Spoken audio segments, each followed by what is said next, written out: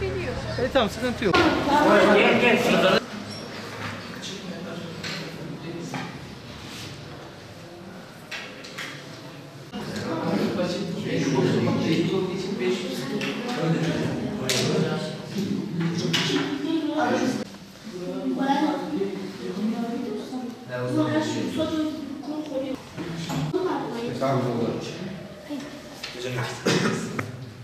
Cevap kağıdı üzerine yazacağınız yazı ve yapacağınız işaretlemelere kurşun kalemden başka kalem kullanmayınız.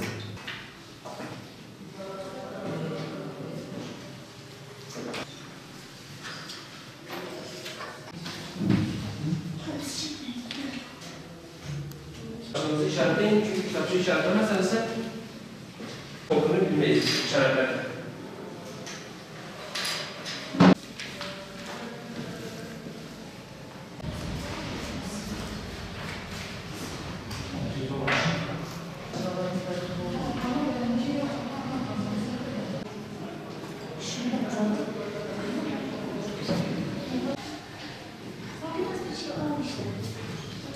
Kitapçıkları dağıtın.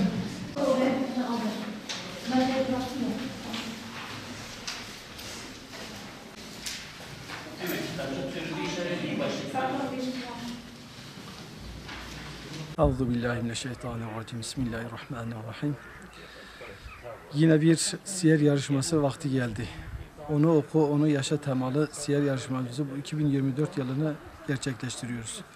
Geçen sene deprem felaketinden dolayı yüz yüze yapamadığımız siyer yarışmasını ki geçen sene online yapmıştık. Bu sene nasip oldu, yüz yüze yapıyoruz.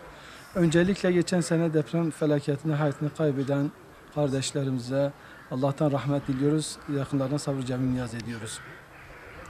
Bu sene de elhamdülillah katılımlar çok güzel. 15 noktada bu sene siyer yarışması düzenliyoruz. Tabii siyer yarışmasını düzenlememizin amacı temamız olan onu oku, onu yaşa teması. Yani hem okuyup hem Allah Resulü sallallahu aleyhi ve sellem hayatını hayatımıza tatbik etmek amacıyladır. Burada kaybedeni olmayan bir yarışmadır. Biz istiyoruz ki bu Allah Resulü sallallahu aleyhi ve sellem hayatını herkes okusun. Çünkü gerçekten bugün toplumumuzda Allah Resulü'nün hayatını okuduğumuz zaman, hayatımıza tatbik ettiğimiz zaman toplumun da düzeleceğini biliyoruz. İşte bizim amacımız, gayemiz budur. İnşallah bunu bu siyer yarışmasında bu kitabı okuyanlar hayatlarına bir nebze de olsa değişiklik olacağını umuyoruz. İnşallah da olacaktır.